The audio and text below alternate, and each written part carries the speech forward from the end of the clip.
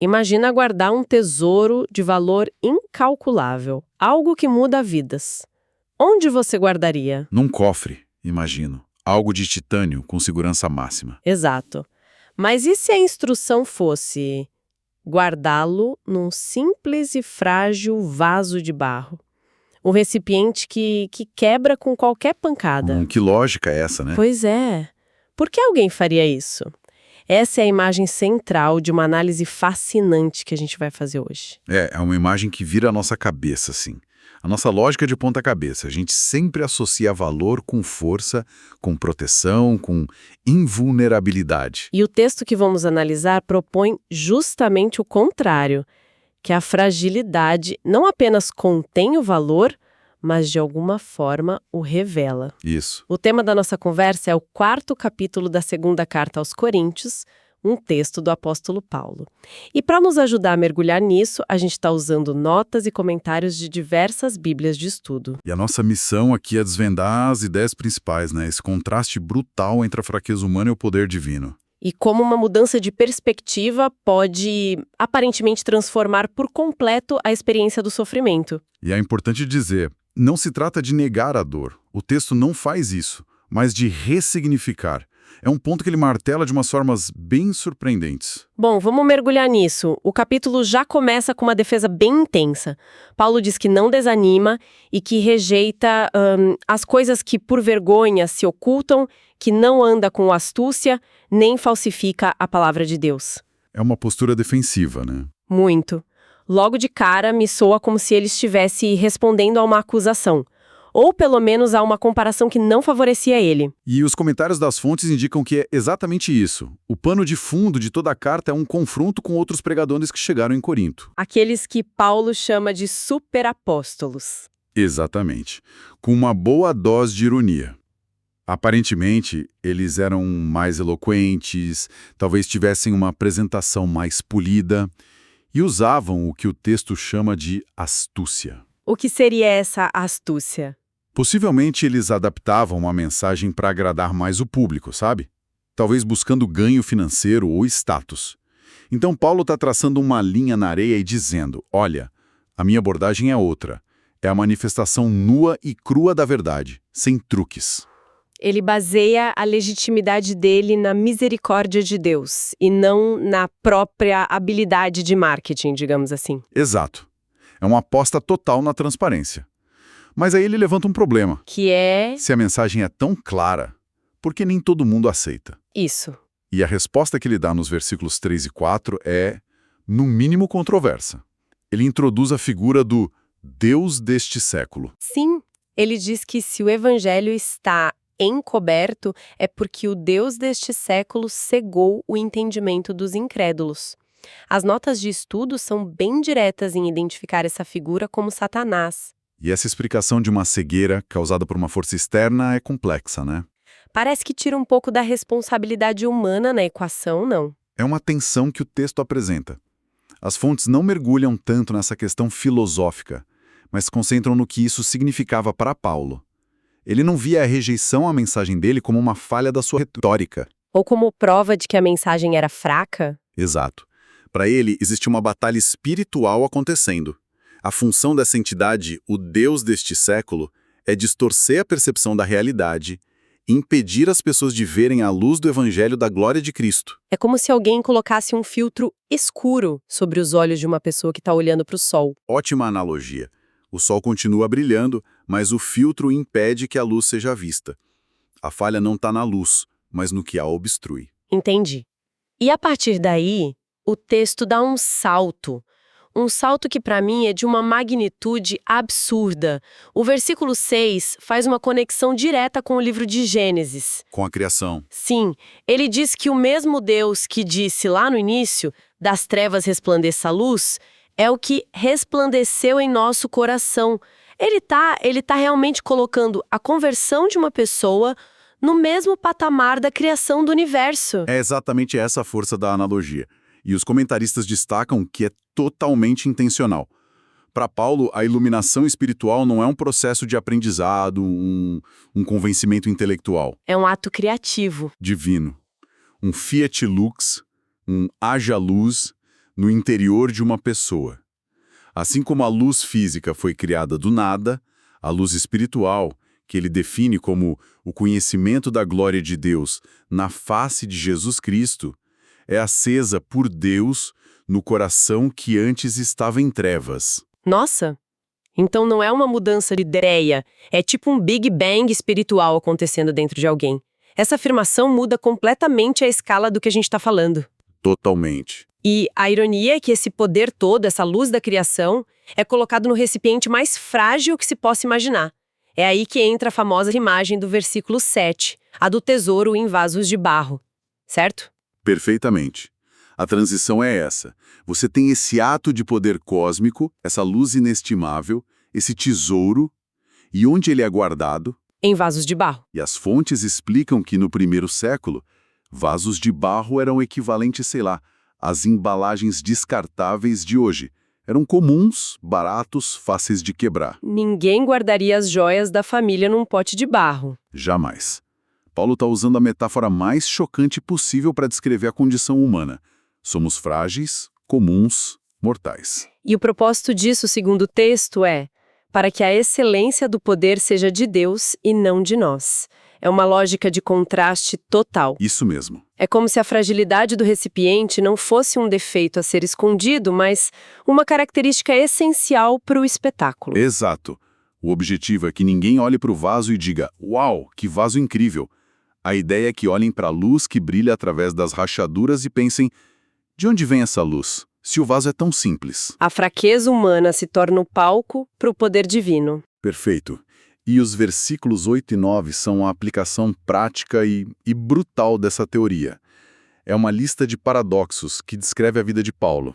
Então, tudo somos atribulados, mas não angustiados. Perplexos, mas não desanimados. Perseguidos, mas não desamparados. Abatidos, mas não destruídos. Essa lista é sufocante só de ler. Atribulados dá uma sensação de pressão vindo de todos os lados. Perplexos de não saber para onde ir. Perseguidos, abatidos, não tem um momento de paz. Não é uma vida vitoriosa no sentido que a gente costuma pensar, né? De ausência de problemas. Longe disso. Pelo contrário. O fascinante, e que as notas de estudo ressaltam, é que cada frase descreve uma realidade externa terrível. Seguida por uma condição interna que a contradiz. Isso. Há pressão externa, mas não há o esmagamento interno, o não angustiados. Há a confusão mental, o perplexos, mas não a perda de esperança. Há o ataque dos inimigos, o perseguidos. Mas não há o sentimento de abandono total, o não desamparados. É a descrição de uma resiliência que não vem do próprio vaso de barro. O vaso está levando pancada, está trincando, mas algo impede que ele se estilhasse por completo. E a intensidade só aumenta. O versículo 10 tem uma das frases mais difíceis de digerir de todo o capítulo, na minha opinião. Ele fala em levar sempre no corpo o morrer de Jesus. É uma frase que choca. Sim. Honestamente, isso soa um pouco perturbador, quase masoquista. Ele está dizendo que busca o sofrimento. Isso parece contradizer a ideia de um Deus bom. É uma ótima pergunta. Os comentários explicam que o morrer de Jesus aqui não se refere a uma busca pelo sofrimento, mas à aceitação de que o ministério dele o colocava em constante risco de morte. Uma vulnerabilidade que refletiu o sofrimento e a morte de Cristo. E isso, Igema preso, açoitado, passava fome. Ele via essa vida de quase morte diária como uma identificação com a jornada de Jesus. Mas, e este é o ponto crucial, não é pelo sofrimento em si. A segunda parte da frase revela o propósito. Para que também a vida de Jesus se manifeste em nosso corpo. Exato. Então voltamos ao paradoxo. A experiência da morte serve para mostrar a vida. É como se as rachaduras que se formam no vaso de barro pelo sofrimento fossem as aberturas por onde a luz do tesouro consegue vazar e ser vista. Essa imagem perfeita. A fraqueza dele não era um sinal de falha, era a condição necessária para que o poder da ressurreição de Jesus fosse visível. Se Paulo fosse autossuficiente, forte e inabalável por conta própria... As pessoas poderiam dar o crédito a ele. Exato. Mas, Por ser um vaso de barro visivelmente rachado, a glória ia para o tesouro que ele carregava. Certo, mas como alguém aguenta isso no dia a dia? Uma coisa é a teoria teológica, outra é a realidade de ser abatido, perseguido o tempo todo. De onde vem a força para não simplesmente desistir? O texto aponta para a fé. Ele cita um salmo. Cri, por isso falei. Ele se ancora numa convicção. Numa convicção profunda. A citação é do Salmo 116. Lá, o salmista, mesmo no meio da angústia, perto da morte, continua a proclamar sua confiança em Deus. Paulo se apropria disso. Eu também tenho esse mesmo espírito de fé. Isso. A convicção interna dele é tão forte que transborda em ação, em fala. E o núcleo dessa convicção é a ressurreição. Ele tem a certeza de que o Deus que ressuscitou Jesus também o ressuscitará. Essa experiência no futuro redefine completamente a experiência dele no presente. Funciona como uma âncora no futuro que o mantém firme na tempestade do agora.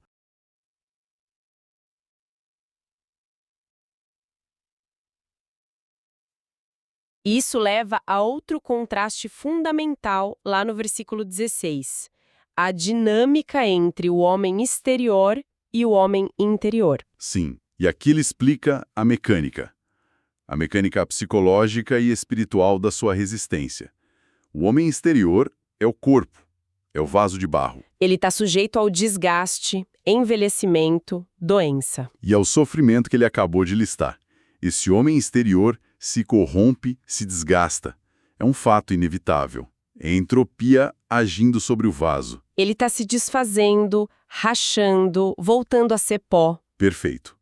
Mas, em contrapartida, algo incrível acontece com o homem interior.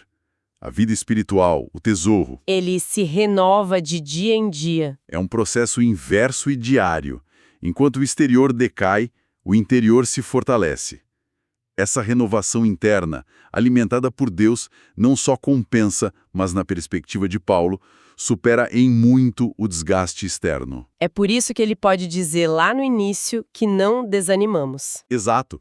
O foco dele não está no vaso que se quebra, mas no tesouro que brilha cada vez mais. É uma dinâmica de contrapeso fascinante. Mas então chegamos à afirmação que talvez seja a mais chocante do capítulo. No versículo 17, ele pega todo esse sofrimento, perseguição, açoites, risco de morte, e chama de nossa leve e momentânea tribulação. Leve? Depois de tudo que ele listou, ele chama de leve. Isso soa quase como um delírio, uma negação da realidade da dor. Parece se a gente olhar para a tribulação de forma isolada. Mas a chave para entender essa frase, e os comentaristas apontam para isso, é que ela é uma comparação. Uma comparação com o quê? A tribulação só se torna leve e momentânea quando colocada na balança contra o que ela produz. Um eterno peso de glória muito excelente. Ah, ele está usando a linguagem de uma balança. Exatamente. De um lado você tem a tribulação. Por mais pesada que pareça agora, ela é momentânea. Tem prazo de validade. Do outro lado, você tem a glória.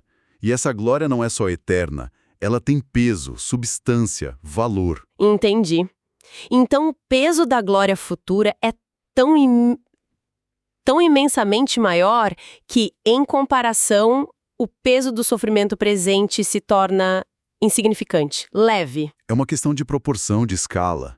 É uma perspectiva radical. E ele conclui o pensamento explicando como se alcança essa perspectiva, né, no versículo 18. Sim, não atentando nós nas coisas que se veem, mas nas que se não veem. O segredo é o foco. Onde você coloca o seu olhar. As coisas que se veem, o sofrimento, o corpo se desgastando, a perseguição, são temporais. As coisas que não se veem, a glória, a renovação do homem interior, a ressurreição, são eternas. A escolha de onde fixar o olhar é o que transforma a experiência. A dor não desaparece. Não, mas o significado e o peso dela são redimensionados pela esperança do que está por vir. Então, o que tudo isso significa? A gente fez uma jornada que começou com a defesa de um ministério transparente, mergulhou na realidade brutal do sofrimento e terminou com essa perspectiva que vira tudo de ponta cabeça. Sim. A grande lição aqui parece ser sobre o poder extraordinário do foco. Para onde olhamos determina o que sentimos e como aguentamos. Precisamente. E se a gente conectar todos os pontos, a grande ideia que emerge é que a fragilidade humana, o vaso de barro, não é um erro de projeto, não é um obstáculo para o plano de Deus. É o próprio veículo escolhido por Ele. Exatamente. O sofrimento não é um sinal de abandono, mas a oportunidade para a vida da ressurreição se manifestar de forma inegável. O vaso de barro, com todas as suas rachaduras e imperfeições, não esconde o tesouro. Pelo contrário. Mais forte, para que todos possam ver que o poder não vem do vaso, mas do que ele contém. É uma lógica totalmente invertida em relação ao que a nossa cultura valoriza. A força, a perfeição, a imagem de invulnerabilidade. O texto sugere que a percepção do valor do tesouro pode transformar radicalmente a forma como a gente lida com a fragilidade do vaso. Uma transformação completa. E isso nos deixa com uma questão para refletir. Se a convicção sobre o valor de algo invisível e futuro pode dar sentido e até leveza ao sofrimento visível e presente, em que outras áreas da vida esse mesmo princípio de reavaliação pela perspectiva poderia ser aplicado? Onde mais um peso de propósito pode transformar uma leve tribulação?